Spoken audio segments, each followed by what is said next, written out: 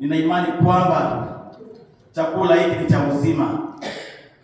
Maneno yako tukiyasikia Mungu, tupate kuona mbingu. Baraka zako zipo pamoja na mtumishi wako, kupitia jina la Mwokozi wetu Yesu Kristo tunaomba na kuamini. Amen. Amen. Asante. Bwana Yesu asifiwe. Amen. Baba.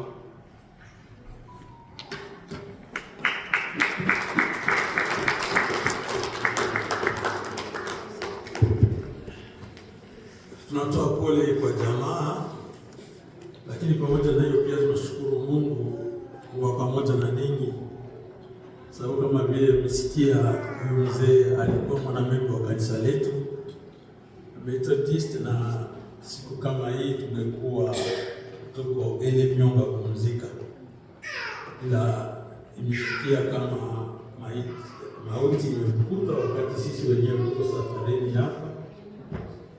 Tunasema ni asante kuwa pamoja na wandugu na jamaa wengine, hata kama tuko mbali, wakati wa kukumbuka kazi ya huyu mzee. Kama vile wamesema, yeye tumekwisha enda, hakuna kitu chochote tunaweza fanya kwa ajili yake, ila kwa sisi ambao tumebaki tunakuwa na moyo wa shukrani na kukumbuka maisha yetu, sababu hiyo ndio njia ya sisi wote.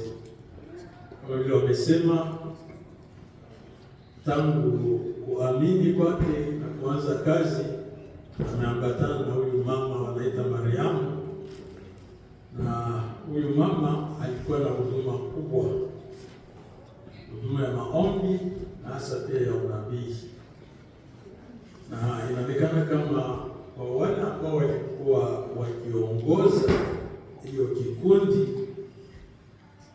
walikuwa watu wale, Mariamu mwenyewe na wengine wawili walikuwa wamekwisha enda, ni yeye tu alikuwa amebaki kwa wale wane ambao walikuwa kichwa. Mariamu Kasaje na yeye ametuacha sasa, yeye ndio mwisho amebaki. Na hivi kila wakati tulipokutana hapo Abela, kwanza siku ya 5 ya posho na siku ya Mungu, kila siku tulikuwa na wakati special kwa ajili yake, ili atuelezee sehemu ya huduma na kazi na unabii wa huyu mama. Kwenda kwake itakuwa imepunguza hiyo kazi, sababu hata kama wengine walijiunga, hatukuwa na mtu kabisa mwenye alianza tangu siku ya kwanza na kumaliza hizi huduma, na alikuwa na habari mengi ya kutuambia kwa ajili ya hii huduma. Na tunashukuru sababu ilikuwa kazi ya Mungu, na hatukutana kwa ajili ya kuabudu huyu mama, lakini tulikuwa tunakutana kukumbushana huduma kwa zile Mungu alizosema, kama vile onyo na mwelekeo aliyopata kwa wakati fulani kwa ajili ya kanisa. Na watu wanasahau, na ndio maana Biblia inasema hata kama unajua ni sharti kukumbushana. Na hiyo mikutano tulikutana mara kwa mara kukumbushana maneno mengi ya Mungu, ahadi za Mungu, na pia kanisa kama vile Mungu anapenda tuendelee. Natumaini kama hiyo kazi itaendelea, sababu yeye ametuacha, lakini bado Yesu hajarudi na kanisa likali linahitaji kusikia habari za Mungu. Amen. Basi tutasoma mstari mchache katika Biblia kwa wale ambao wanakuwa na Biblia. Kwa Thesalonika anatuambia maneno machache hapa. Sura ya 4 mstari wa 13. Lakini ndugu, hatutaki msijue habari zao waliolala mauti, msije mkahuzunika kama na wengine wasio na matumaini. Maana ikiwa tuamini ya kwamba Yesu alikufa akafufuka, vivyo hivyo na hao waliolala katika Yesu, Mungu atawaleta pamoja naye. Kwa kuwa atawaambieni haya kwa neno la Bwana, kwamba sisi tulio hai utakaosalia hata wakati wa kuja kwake Bwana, hakika hatutawatangulia wao waliokwisha kulala mauti. Kwa sababu Bwana mwenyewe atashuka kutoka mbinguni pamoja na mwaliko na sauti ya malaika mkuu na parapanda ya Mungu, nao waliokufa katika Kristo watafufuliwa kwanza. Kisha sisi tulio hai tuliosalia tutanyakuliwa pamoja nao katika mawingu ili tumlaki Bwana hewani, na hivyo tutakuwa pamoja naye Bwana milele. Basi tufarijianeni kwa maneno haya. Hili neno la Mungu nasema, wakati mtu kama mzee Donatien akituacha, hatuwezi kuhuzunika kama watu wengine. Sisi tunatumaini kama vile Yesu alikufa na kufufuka, walio ndani ya Yesu Kristo hawafi milele, wanafufuka na wanakuwa na nafasi ya kwanza katika wale ambao wamepata neema hapa chini duniani. Sio watu wote wamepata neema, Wakristo tu wamepata neema, sababu dunia tulimo ndani, sababu imekataa Mungu na kukataa Yesu, itahukumiwa. Wote watahukumiwa. Wale ambao wamemwamini Yesu, hakuna hukumu kwa ajili yao.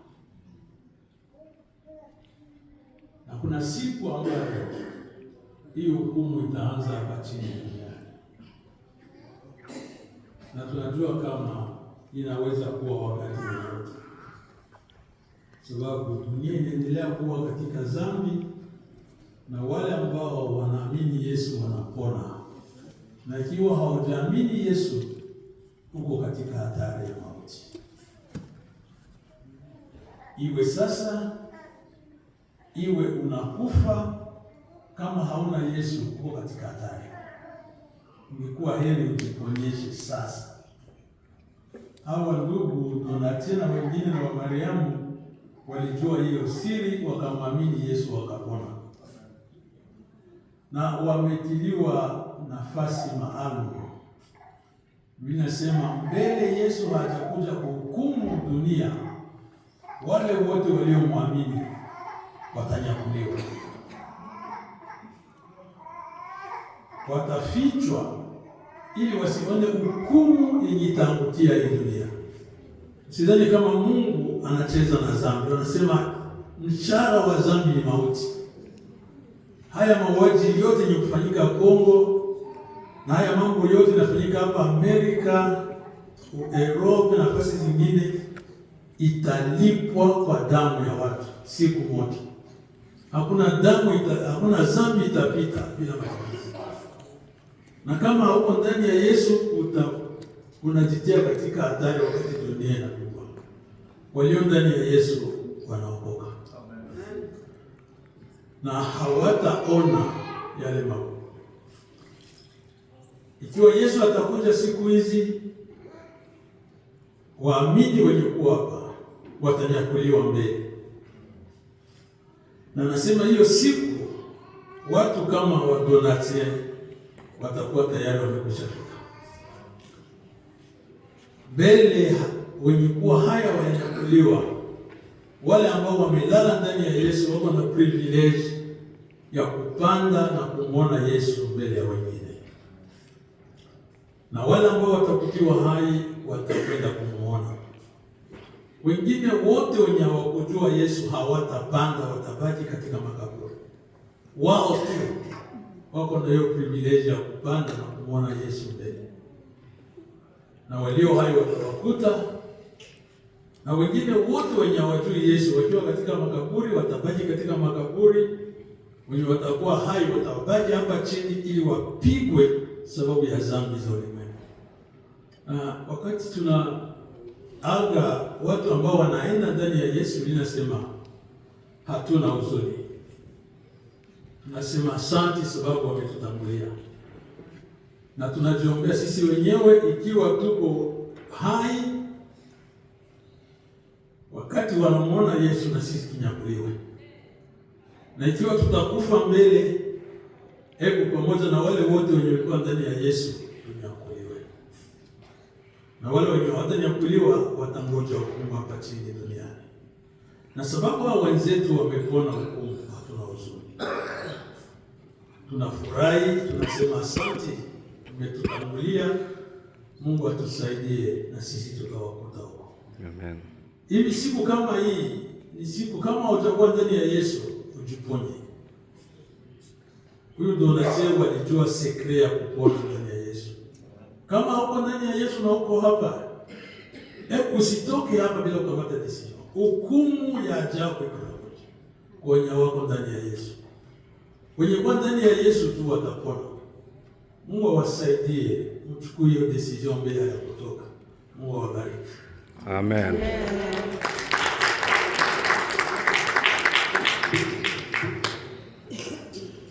Bwana Yesu asifiwe. Amen. Nasema asante kwa baba askofu kwa neno lile la himizo, neno fupi lakini ambalo linaacha mzigo kwa mabega ya watu, ya mimi na wewe. Swala ni hili, ikiwa utaepuka hukumu ijayo, je, uko tayari? Amen. Amen. Je, uko tayari?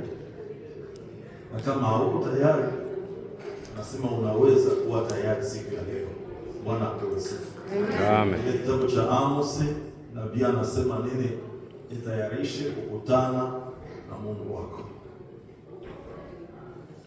Amen.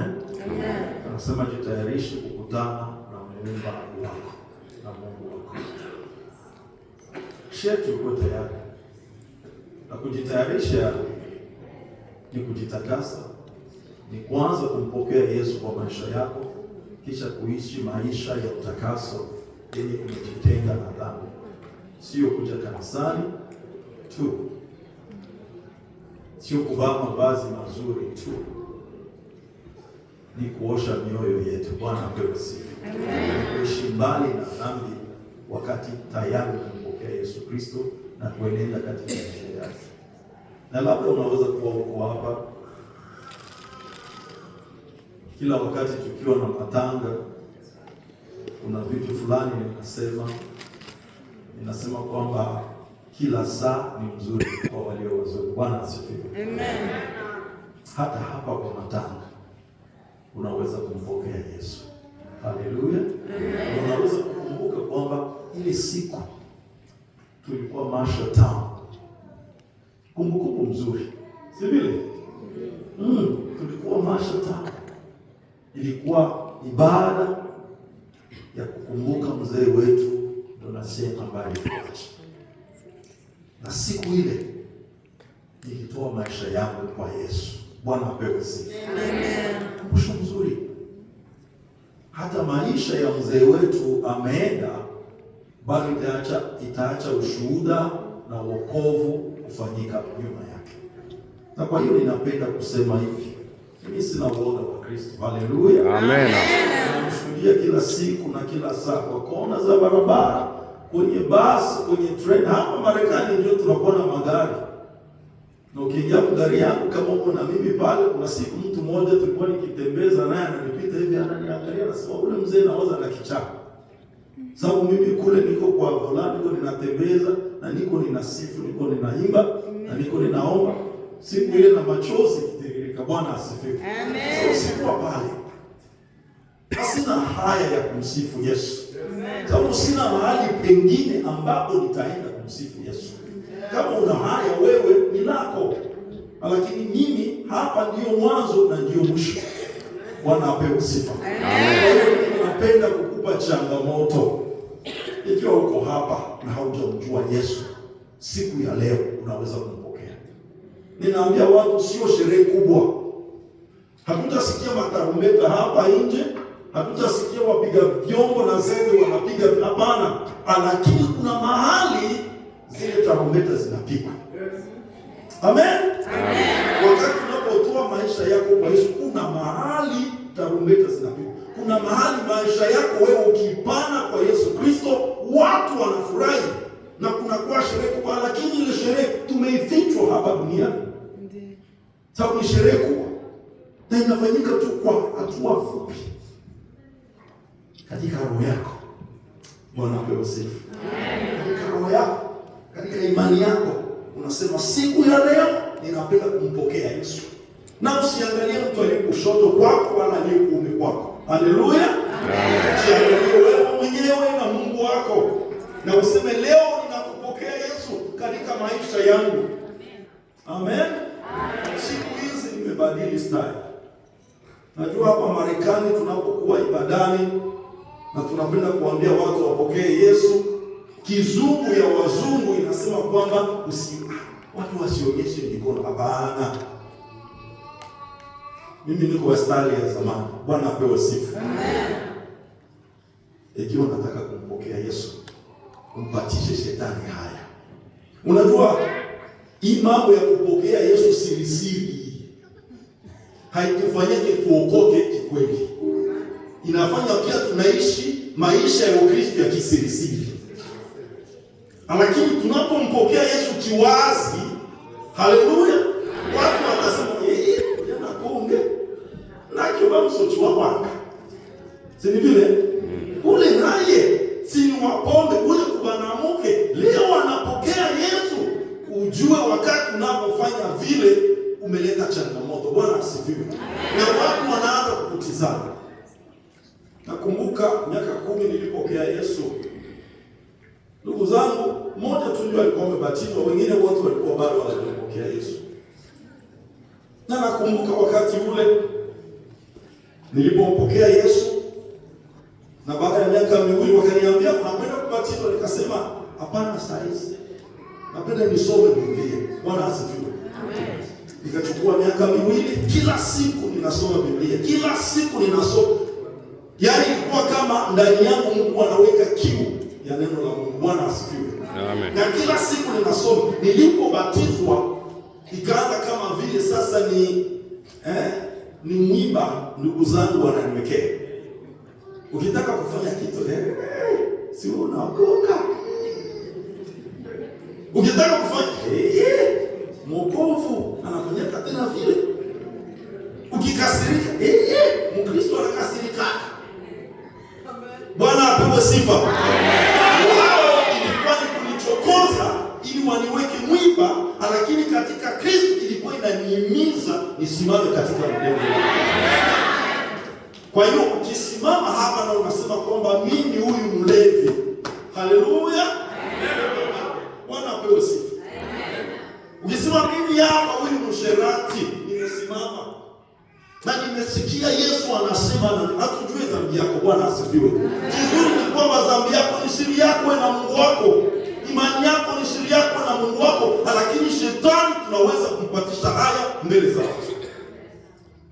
Kwa hiyo milango ni ile, kama unataka kumpokea Yesu na kuja kumpokea katika maisha yako, hii ni siku nzuri.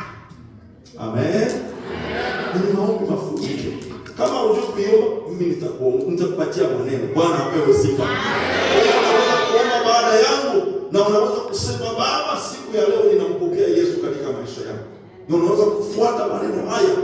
Cha mkubwa ni imani yako. Haleluya. Amen. Baba Askofu anasema hatutabie kama watu wasiokuwa na matumaini. Bwana asifiwe. Mimi ninapenda kusema tu hiki. Hatutaacha fursa hii ipite ndugu zetu. Wale ambao hawajapokea Yesu, tungependa wapate nafasi ya kumpokea.